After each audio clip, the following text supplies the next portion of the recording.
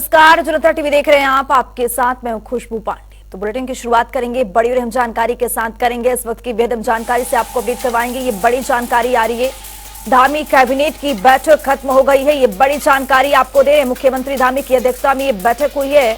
बैठक में कई फैसलों पर मुहर लगी है, चर्चा भी हुई है, कई अहम प्रस्ताव पर यहाँ पर मंथन हुआ है। बड़ी और अहम जानकारी से आपको अपडेट करवा रहे हैं। मुख्यमंत्री पुष्कर सिंह धामी की अध्यक्षता में कैबिनेट की बैठक हुई है। कई अहम प्रस्ताव पर मुहर लगी है, तो कई अहम विषयों पर चर्चा भी हुई है। ये बड़ी जानकारी देहरादून से आपको दे रहे हैं। कैबिनेट की बैठक खत्म हो गई है। मुख्यमंत्री पुष्कर सिंह धामी की अध्यक्षता में ये बैठक हुई है। कई अहम प्रस्ताव पर यहां पर मंथन किया गया है, मुहर भी लगा है। तो आपको बता दें कि धामी कैबिनेट की जो ये बैठक है वो खत्म हो गई है। मुख्यमंत्री की अध्यक्षता में ये बैठक हुई है। धामी सरकार के सभी कैबिनेट मंत्री भी इस बैठक में शिरकत करने के लिए पहुंचे थे। ये बड़ी और अहम जानकारी देहरादून से आपको दे रहे हैं।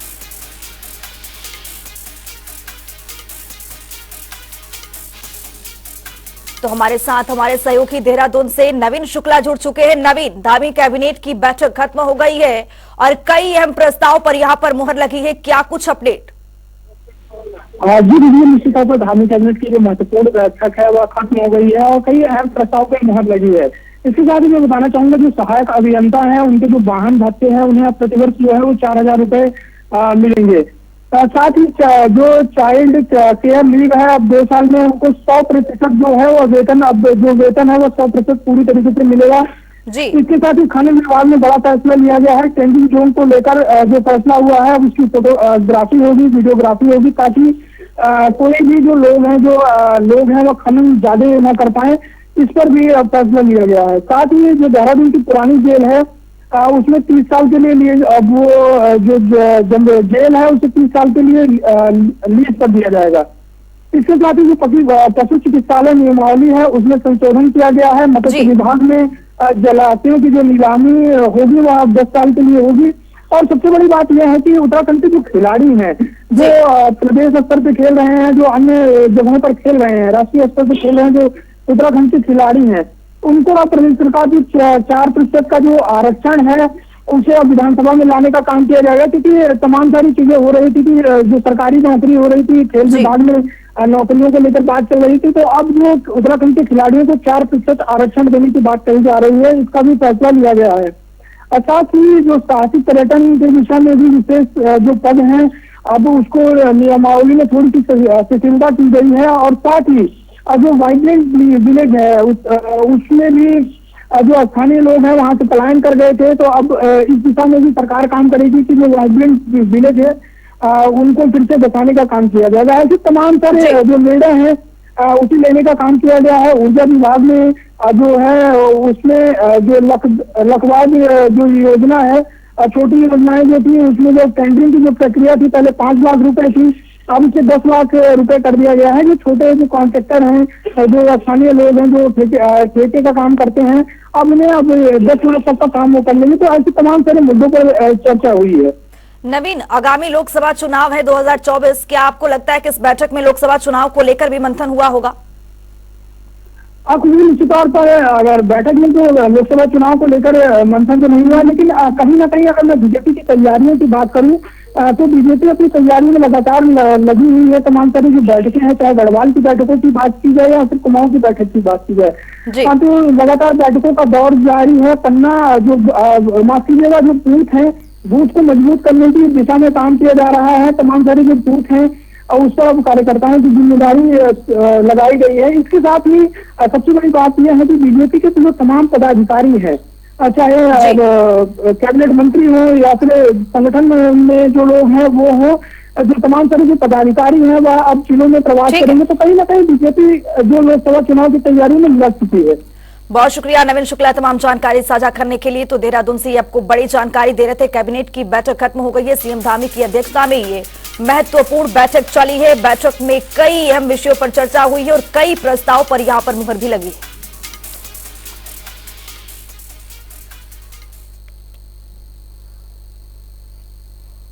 तो सीधे आपको ले चलते देहरादून, जहां मुख्यमंत्री पुष्कर सिंह धामी संबोधित करते नजर आ रहे हैं। चौधरी जी, मुख्य परीक्षा अधिकारी, महिला कल्याण एवं सभी हमारे अधिकारीगण,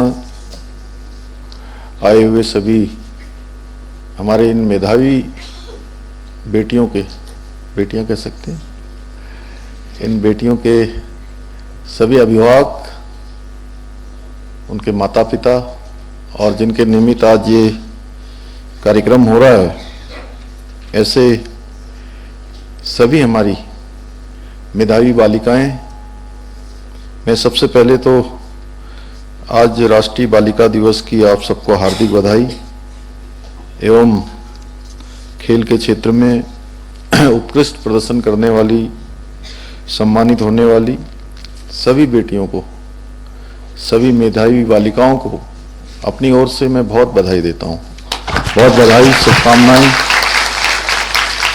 और आज पहली बार कौन कौन इसके अंदर आया है?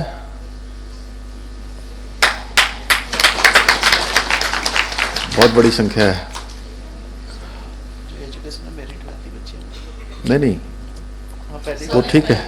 इस सदन के अंदर जो आए हैं, मैं जा रहा था तो मैंने सोचा कि 2 घंटे पहले कैबिनेट में जब जा रहे थे तब बहुत सब खड़ी थी बाहर, तो मैंने पूछा कि अभी जल्दी क्यों आ गए, तो बोले कि नहीं वो सब कार्यक्रम के लिए आए हैं। तो इसीलिए मैंने पूछा कि आज पहली बार जो भी इसके अंदर आया है, ये मुख्य सेवक सदन है। पहले इसको जनता दर्शन हॉल बोलते थे, इसका नाम बदल के हमने मुख्य सेवक सदन रख दिया। और मुख्य सेवक सदन में जो पहली बार आए हैं और जो दूसरी बार भी आए हैं, जो बार बार भी आए हैं, उन सभी का मैं स्वागत करता हूं, सबका अभिनंदन करता हूं और अपनी मां भगवती स्वरूप सभी बेटियों को मैं नमन करता हूं और उनके उज्जवल भविष्य की कामना करता हूं। राष्ट्रीय बालिका दिवस एवं महिला सशक्तिकरण को लेकर हमारी प्रतिबद्धता को दोहराने और बालिकाओं के जीवन के प्रत्येक क्षेत्र में उनको सशक्त बनाने के लिए चल रहे प्रयासों को और अधिक मजबूत करने का और अभी उनको उत्थान की ओर लाने का, उनको आत्मनिर्भर बनाने का एक ये महत्वपूर्ण अवसर है।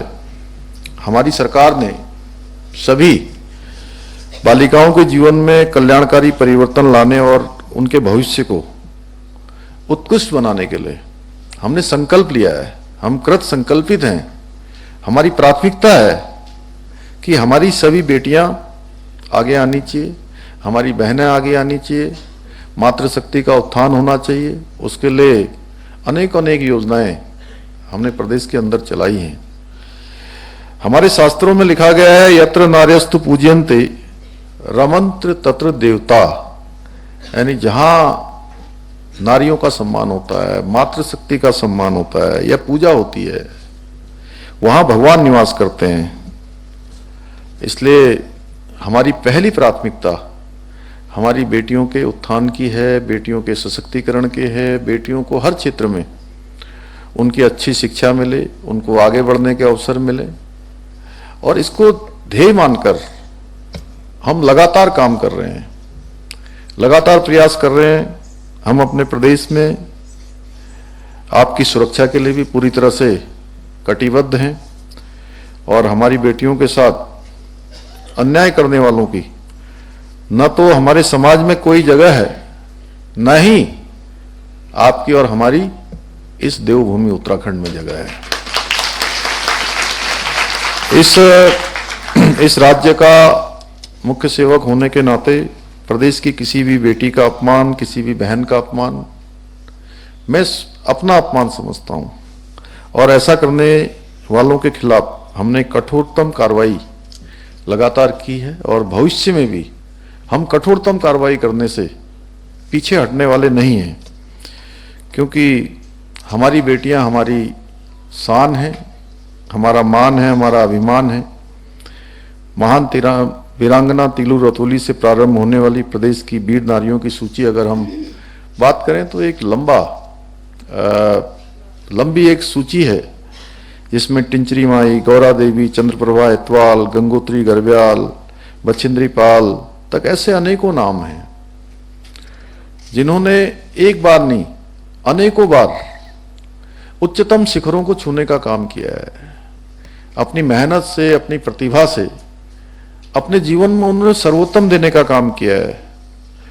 उन्होंने हर चुनौती को छोटा साबित करते हुए जो अनेक कुप्रथाएं चल रही थी उन कुप्रथाओं को तोड़ने और आत्मसम्मान से जीवन जीने की राह अपने से पीछे आने वालों को भी बताई भी है, दिखाई भी है और उनके लिए एक प्रेरणा का कारण भी वो बनी है। उसी परंपरा को आगे बढ़ाते हुए आज हमारी बेटियों ने हर क्षेत्र में अपना एक अलग मुकाम बनाया है और प्रदेश का नाम रोशन किया है। पांडे जी आगे बैठ जाइए, उधर खड़े क्यों?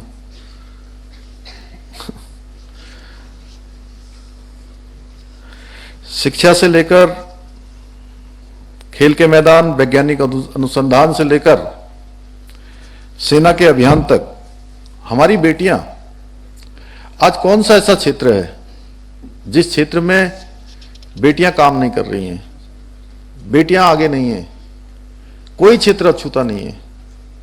और इससे बड़ा उदाहरण क्या हो सकता है? हमारे देश की राष्ट्रपति एक सामान्य परिवार में पैदा होकर ऐसे बहुत आदिवासी क्षेत्र में, जनजाति क्षेत्र में, जहां बालिकाओं की शिक्षा के लिए अनेक संघर्षों का सामना करना पड़ता है, अनेक कठिनाइयों से, समस्याओं से जूझना पड़ता है, कुप्रथाओं से जूझना पड़ता है, वहां से निकलकर उन्होंने राष्ट्रपति भवन तक का शिखर तय किया है, इतना बड़ा सफर तय किया है। आज आदरणीय प्रधानमंत्री मोदी जी के नेतृत्व में हमारी जो केंद्र की सरकार है तथा राज्य की सरकार द्वारा भी अनेक योजनाएं हमारी बेटियों को और अधिक आत्मनिर्भर बनाने के लिए। तो एक बड़ी जानकारी आ रही है, उसे भी आपको अपडेट करवाएंगे। ये बड़ी और अहम जानकारी से आपको रूबरू कराएंगे। मुंबई दौरे पर जाएंगे सीएम धामी, मुख्यमंत्री कौथिक का करेंगे शुभारंभ। ये बड़ी जानकारी आपको दे रहे हैं। स्पोर्ट्स फाउंडेशन के जरिए कार्यक्रम में कई बड़े नेता, अभिनेता शिरकत करने वाले हैं। ये बड़ी और अहम जानकारी। मुंबई दौरे पर जाएंगे पुष्कर सिंह धामी, मुख्यमंत्री कौथिक का यहां पर शुभारंभ करेंगे, जिसमें कई बड़े दिग्गज शामिल भी होंगे। स्पोर्ट्स फाउंडेशन के जरिए कार्यक्रम की शुरुआत की जाएगी। कई बड़े दिग्गज नेता, अभिनेता भी शामिल होने वाले हैं इस कार्यक्रम में।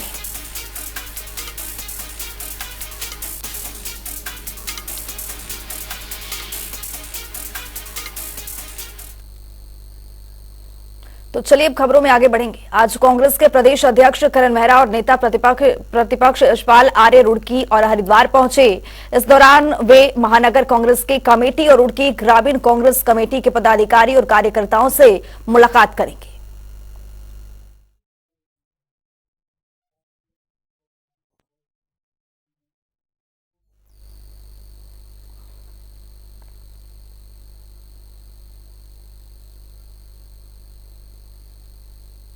2024 के लोकसभा चुनाव को लेकर बीजेपी ने तैयारियां तेज कर दी। बता दें कि बीजेपी प्रदेश प्रवक्ता हनी पाठक का कहना है कि 4 फरवरी से लेकर 6 फरवरी तक प्रदेश के सभी मंत्री, विधायक, सांसद, पार्टी के पदाधिकारी रात्रि प्रवास करेंगे। साथ ही उन्होंने बताया है कि पार्टी 2024 के लोकसभा चुनाव की तैयारी में जुट गई है।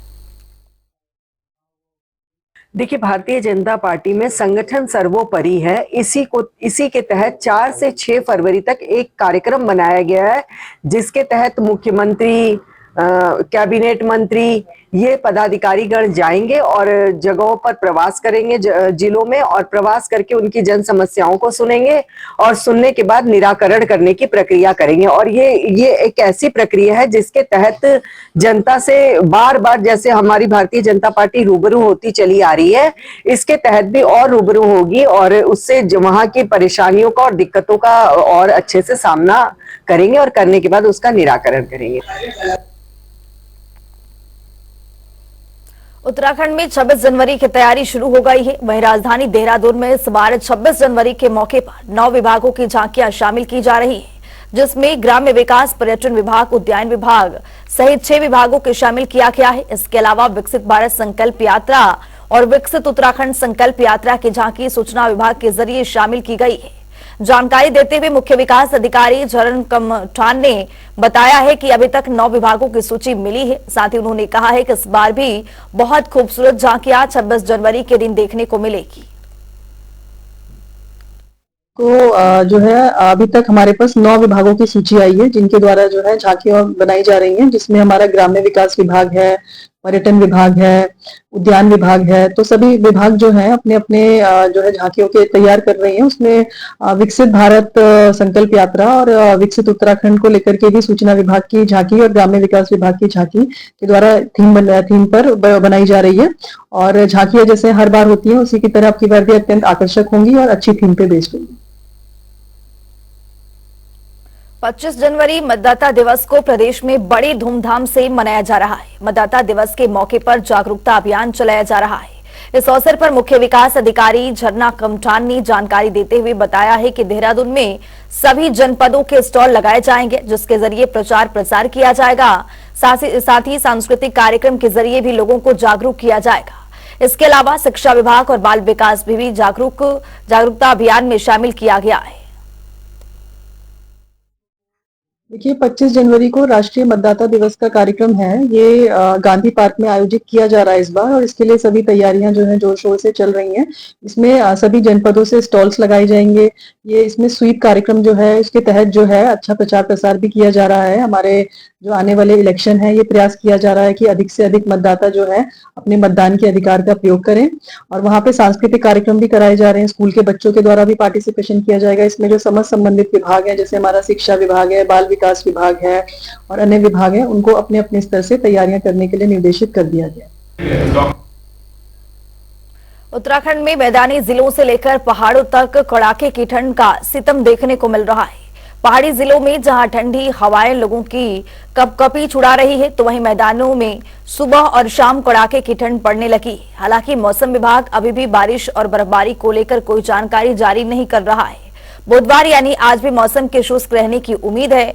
और पिछले हफ्ते तक की बात करें तो आज भी हरिद्वार और उधम सिंह नगर में कोहरे को लेकर यहां पर येलो अलर्ट जारी किया गया है।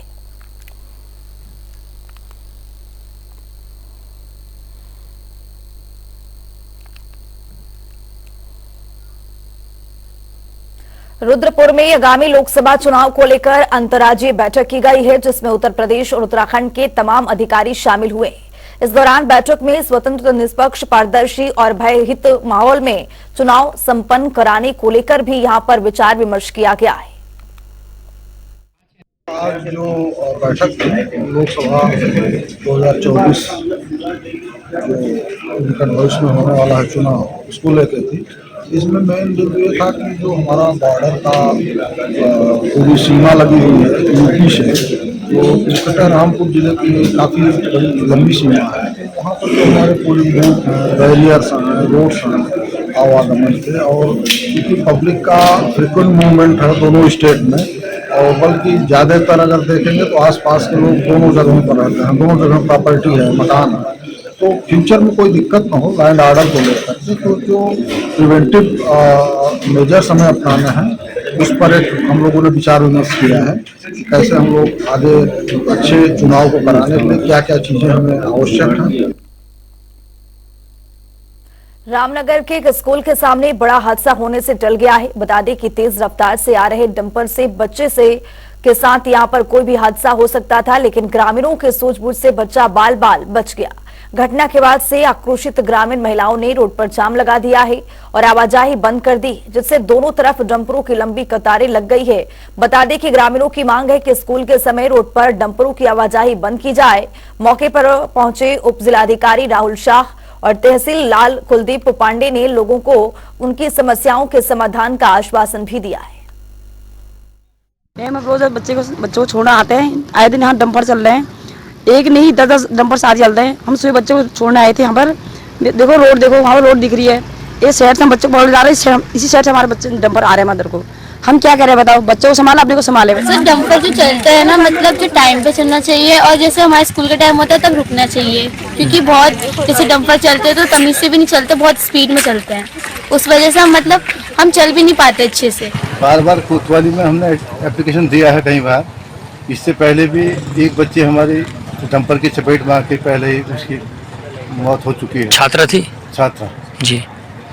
बार बार लिखित में देते रहे इनको कि विद्यालय लगने से आधा घंटा पहले और छुट्टी से आधा घंटे पहले इनका ऑपरेशन बंद कर दिया जाए। जैसा गांजा में शिकायत की जा रही थी, कुछ वाहनों के द्वारा नियमों का पालन न करते हुए वाहन चलाए जा रहे हैं। ऐसे वाहन भी जो ओवरलोड चल रहे हैं, सभी वाहन को हम चेक कर रहे हैं। जिसमें ओवरलोडिंग पाई जाए उसके खिलाफ हम कार्रवाई करेंगे। इस बुलेटिन में मेरे साथ इतना ही। नमस्कार।